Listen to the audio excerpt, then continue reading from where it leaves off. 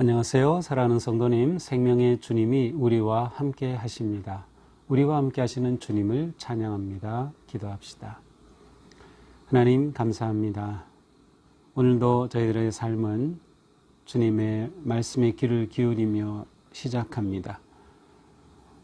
저희들의 삶이 오직 주님의 말씀에 따라 살아가는 삶, 또 하나님의 선하신 인도하심을 받는 밝고 아름다운 진리의 길을 걷는 삶이 되게 하여 주시옵소서.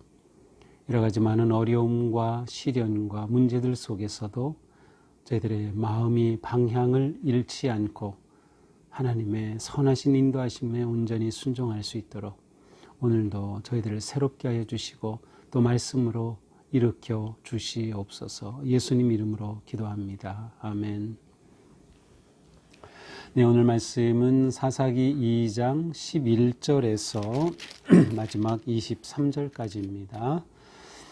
이스라엘 자손이 여호와의 목전에 악을 행하여 바알들을 섬기며 애굽 땅에서 그들을 인도하여 내신 그들의 조상들의 하나님 여호와를 버리고 다른 신들 곧 그들의 주위에 있는 백성의 신들을 따라 그들에게 절하여 여호와를 진노하게 하시게 하였으되 곧 그들이 여호와를 버리고 바알과 아스다롯을 섬겼으므로 여호와께서 이스라엘에게 진노하사 노략하는 자의 손에 넘겨주사 그들이 노략을 당하게 하시며 또 주위에 있는 모든 대적의 손에 팔아넘기심에 그들이 다시는 대적을 당하지 못하였으며 그들이 어디로 가든지 여호와의 손이 그들에게 재앙을 내리시니 곧 여호와께서 말씀하신 것과 같고 여호와께서 그들에게 맹세하신 것과 같아서 그들의 괴로움이 심하였더라. 여호와께서 사사들을 세우사 노략자의 손에서 그들을 구원하게 하셨으나 그들이 그 사사들에게도 순종하지 아니하고 오히려 다른 신들을 따라 음행하며 그들에게 절하고 여호와의 명령을 순종하던 그들의 조상들이 행하던 길에서 속히 치우쳐 떠나서 그와 같이 행하지 아니하였더라. 여호와께서 그들을 위하여 사사들을 세우실 때에는 그 사사와 함께 하셨고 사사가 사는 날 동안에는 여호와께서 그들을 대적의 손에서 구원하셨으니 이는 그들이 대적에게 압박과 괴롭게 함을 받아 슬피 부르짖음으로 여호와께서 뜻을 돌이키셨음이거늘 그 사사가 죽은 후에는 그들이 돌이켜 그들의 조상들보다 더욱 타락하여 다른 신들을 따라 섬기며 그들에게 절하고 그들의 행위와 패역한 길을 그치지 아니하였으므로 여호와께서 이스라엘에게 진노하여 이르시되 이 백성이 내가 그들의 조상들에게 명령한 언약을 어기고 나의 목소리를 순종하지 아니하였은즉 나도 여호수아가 죽을 때 남겨둔 이방 민족들을 다시는 그들 앞에서 하나도 쫓아내지 아니하리니 이는 이스라엘이 그들의 조상들이 지킨 것 같이 나 여호와의 도를 지켜 행하나 아니하나 그들을 시험하려 함이라 하시니라. 여호와께서 그 이방 민족들을 물러두사 그들을 속히 쫓아내지 아니하셨으며 여호수아의 손에 넘겨주지 아니하셨더라. 아멘.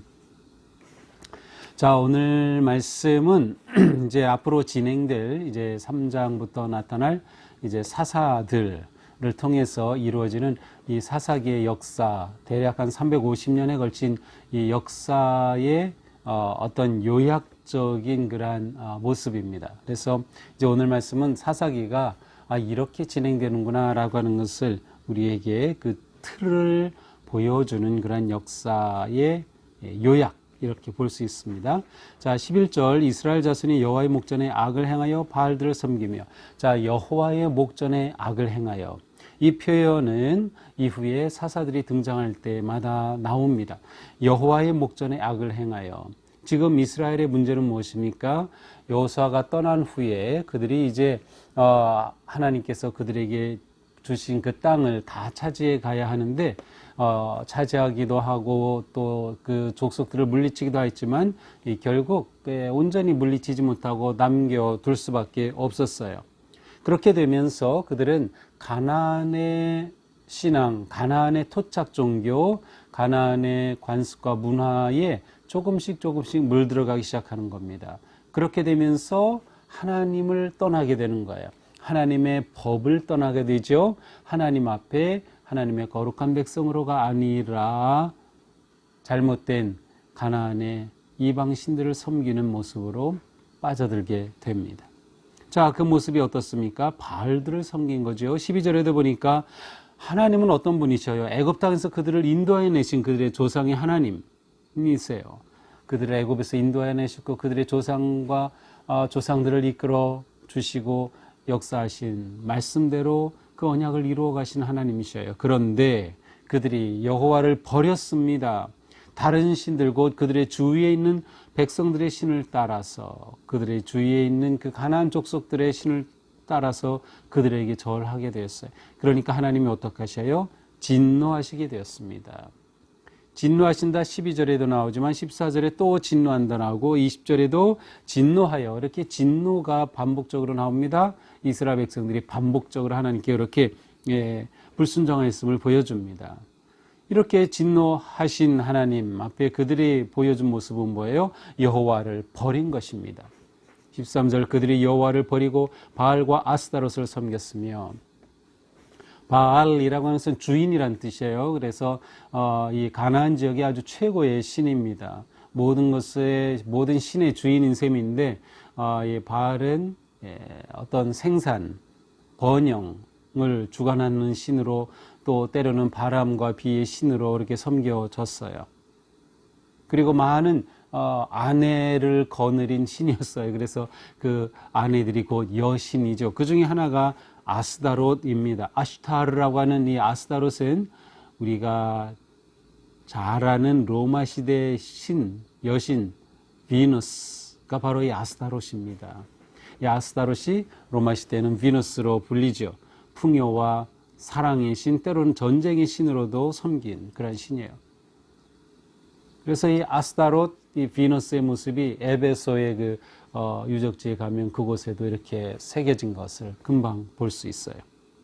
자, 여호와께서 이러한 이스라엘 백성들을 향해 진노하십니다. 14절 두 번째 진노가 나타나죠. 노력하는 자의 손에 넘겨서. 자, 진노하신 하나님께서는 어떤 모습을 보여주십니까? 그들을 노력하는 자, 그 이방 가나안 땅의 족속들에게 넘겨주십니다. 이 말은 주도권을 빼앗긴 거예요. 승리를 빼앗긴 겁니다. 또 노략을 당하게 하십니다. 패배하게 하시는 거죠. 또 그들을 팔아 넘겨주셨다. 또 대적을 당하지 못하게 된다. 이 모든 것이 무엇입니까? 하나님이 그들이 하나님을 배반하고 목전에서 악을 행한 것에 대한 심판입니다. 그래서 15절에 보니까 그들이 어디로 가든지 여호와의 손이 그들에게 재앙을 내리시니, 상상할 수 없는 말씀이에요. 여호와의 신이 그들이 어디로 가든지 따라가면서 재앙을 내리신다는 거죠. 상상할 수 없는 일이죠. 어떻게 하나님께서 이 백성들을 그렇게 사랑하여 구속해내시고 품어 그들을 인도하여 가나안으로 이끄셨는데 그들이 가는 곳마다 따라가면서 하나님이 재앙을 내리신다니, 이게 말이 됩니까? 하나님이 그만큼 진노하신 거예요. 하나님이 그만큼 진노하신 겁니다. 그들에게 맹세하신 것과 같아 그들의 괴로움이 심하였더라. 이렇게 되면 그들이 감당할 수 없는 일이죠. 자, 그런데 이렇게 고통에 빠지게 되면 그들이 울부짖습니다. 그렇게 되면 하나님께서는 사사를 보내셨어요. 16절 여호와께서 사사들을 세우사 노략자의 손에서 구원하셨으니, 자, 하나님만이 구원하실 수 있는 겁니다. 그들이 아무리 발버둥 쳐봤자 벗어날 수가 없어요. 하나님께서 오직 사사를 보내서 그들을 구원해 주십니다. 그러나 세월이 지나면 또 사사들에게도 순종하지 않고 다른 신들을 따라가 음행하고 절하고 하나님을 배반하는 일이 또 반복이 됩니다. 여호와께서 18절에 보니까 그들을 위하여 사사들을 세우실 때에는 그들이 사사와 함께 하셨고 사사가 사는 날 동안에는 여호와께서 그들을 구원하셨으나 이는 그들이 대적에게 압박과 괴롭게 함을 받아 슬피 부르짖음으로 여호와께서 뜻을 돌이키셨습니다. 자, 오늘 본문에서 하나님이 배반한 이스라엘 백성들 여호와의 목전에서 악을 행할 때 그들을 심판하셔요. 그들이 고난을 당하게 하고 이방 민족에게 노략을 당하게 하고 주도권을 넘겨주시게 하죠. 그러면 그들이 하나님께 부르짖어요. 그 부르짖는 소리에 하나님이 차마 귀를 다스릴 수 없는 거예요. 그래서 그들이 부르짖으면 하나님이 사사를 보내어 그들을 구원해 주십니다. 예, 사사라고 하는 단어가 이제 오늘 본문에서 16절에 처음 등장합니다. 사사, 쇼페팀, 재판관이란 뜻이지만 실제로 이들은 재판관이면서 구원자 역할을 하는 겁니다. 이 고난당하는 이스라엘 백성들을 구원해내는 거예요. 그 대적을 물리치는 앞장서는 역할을 이 사사가 하는 거죠. 이렇게 해서 사사가 사는 날 동안에는 그나마 이스라엘 백성들이 또 하나님 앞에 우리가 잘못했구나, 하나님 이렇게 구해주셨구나 라고 돌이키는 것 같습니다. 그러나 사사가 죽은 후에는 어떻게 됩니까? 19절, 사사가 죽은 후에는 그들이 돌이켜 그들의 조상들보다 더욱 타락하여 다른 신들을 또 섬깁니다. 행위가 패역한 길을 그치지 아니합니다. 그러니까 또 20절, 여호와께서 이스라엘에게 진노하여 이르십니다. 이 백성이 내가 그들의 조상이 명령한 언약을 어기고 다의 목소리를 순종하지 아니하였다. 여기서 이 백성이라고 번역이 되었지만 사실 이 백성이 아니라 이 족속이라는 표현이에요. 원래 하나님께서는 이스라엘 백성들을 표현할 때는 암이라는 단어를 사용하셨는데 여기서는 고이라는 단어예요. 다른 가나안 족속 그 단어가 고이입니다. 그러니까 하나님께서 이스라엘 백성들을 그냥 가나안 족속 취급하신다. 그러한 정말 부끄러운 그러한 표현입니다. 결국 오늘 마지막 말씀, 여호와께서 이방 민족들을 머물러 두사 그들을 속히 쫓아내지 아니하셨으니 여호수아의 손에 넘겨주지 아니하셨더라. 여호수아 때 다 점령하지 못하고 남았어요. 그런데 그것이 하나님이 의도적으로 남겨주신 거라는 거예요. 무엇을 위해서? 22절에 보니까 그들이 여호와의 도를 지켜 행하나 아니하나 그들을 시험하려 하심이라. 그들이 하나님 앞에 바로 서도록 그들을 시험하기 위해 그렇게 가나안 족속을 남겨주셨다. 그런데 결국 이스라엘 백성들은 이 시험에 통과합니까? 통과하지 못합니까? 네, 이 시험에 통과하지 못하는 겁니다. 자, 이것이 반복됩니다. 자, 오늘 말씀을 보면서 오늘 본문은 사사기 전체 이제 3장부터 이어 나올 그런 사사들의 이야기의 중요한 패턴을 보여줍니다. 자, 이스라엘 백성들이 하나님을 배반합니다. 목전에 악을 행하죠. 그러면 하나님께서 그들에게 재앙을 내리시죠. 다 그 가나안 민족이 침략해 들어오기도 하고 그들이 농사지은 거 다 빼앗기기도 하고 그렇게 되면 그들이 고통 속에 울부짖죠. 울부짖으면 하나님께서 뜻을 돌이키셔서 사사를 보내죠. 사사를 보내시면 사사가 그들을 구원해냅니다. 그러한 가나안 족속들을 물리치고 그 가나안 족속의 왕을 죽이기도 하고 하면서 그들을 물리쳐요. 그러면 그 기간 동안 이스라엘 백성들에게 평화가 와요. 그리고 하나님께 돌이키는 것 같아요. 그런데 사사가 죽고 나면 또 다시 이방 신을 섬기면서 하나님을 배반해요. 그러면 하나님이 또 심판해요. 그러면 그들이 고통 속에 울부짖어요. 하나님이 사사를 보내서 구원하셔요. 그동안엔 그들이 평안해요. 그러나 사사가 죽으면 또 하나님을 배반하는. 자, 이 사이클이 반복되는 틀을 보여주고 있어요. 자, 우리는 이것을 보면서 우리가 인생을 하나님 앞에 바르게 살기 위해서는 삶의 프레임, 삶의 틀이 잘 구성되어야 하는구나. 자, 우리의 삶은 일상의 반복으로 그 틀이 세워집니다. 한번 생각해 보세요. 내 일주일의 삶이 어떻게 진행이 되는가? 주일에 하나님을 예배함으로 하나님께 영광을 돌리고 은혜를 받고 서로 성도 간에 교제함으로 새 힘을 얻어서 한 주간의 삶을 시작하죠. 직장에 가고 가정에 오고 하면서 그 하루하루의 삶이 어떻게 진행됩니까? 이렇게 말씀 묵상을 듣는 것처럼 어떤 분은 말씀 묵상으로부터 하루를 시작하고 어떤 분은 하루를 끝낸 후에 말씀 묵상을 들으면서 하루를 마감하고 어쨌든 삶의 아주 중요한 이 말씀에 집중하고 말씀을 받고 또 새롭게 세워져가는 이 중요한 일이 우리 삶의 패턴이 되는 것과 중요합니다. 이 패턴이 제대로 잡히면 우리의 삶이 하나님의 길을 걷게 되는 거예요. 하나님을 배반하지 않게 되는 거죠. 그러니까 주일에 예배를 드린다라고 하는 것이 그런 의미에서 매우 중요합니다. 모인다고 하는 게 그래서 중요합니다. 현장에서 성전 예배 드리는 것, 강단에서 예배 드리는 것이 그래서 중요한 거예요. 집에 가만히 그냥 있어서 온라인으로 예배 드릴 수밖에 없는 상황이긴 하지만 그러나 거기에 그냥 있으면 이렇게 삶의 패턴이 그 일상과 가정을 떠나서 하나님 앞에 내 삶을 새롭게 결단하고 회개하고 새로워지고 그렇게 다시 가정의 또 일상의 삶을 시작하는 이 패턴이 세워지기가 무척 어려운 거예요. 그래서 우리가 가능하면 대면 예배를 드림으로 우리의 신앙의 패턴이 다시 회복되는 것이다 라는 거죠. 또한 오늘 본문을 보면서 이스라엘 백성들은 복이 아닌 재앙을 선택했어요. 안타깝죠. 무엇이 그 기준입니까? 하나님께 순종이냐 불순종이냐입니다. 순종하면 하나님이 약속하신 복을 누리게 되지만 불순종하면 재앙을 받게 되는 거죠. 그런데 이것은 그들의 선택이었어요. 그렇습니다. 순종은 선택입니다. 믿음의 선택입니다. 믿음으로 순종하는 겁니다. 믿음이 없으면 순종이 불가능합니다. 하나님께서 이 고난 중에도 나를 인도하시고 하나님은 나를 위한 선한 뜻을 가지고 계시며 하나님은 언약을 이루어 주신다라고 하는 믿음이 있다면 가나안의 그 이방 신들과 같은 유혹과 미혹과 그 현란함에 마음을 빼앗기지 않고 하나님을 향해 계속 순종의 길을 걷죠. 그렇게 되면 정말 하나님께서 약속을 이루어 주시는 놀라운 은총을 잊게 되는 것이에요. 우리의 삶이 순종을 선택해야 한다. 선택하자. 이것은 우리들에게 의도적이며 결단이 필요한 일입니다. 순종은 믿음이며 결단이기 때문이죠.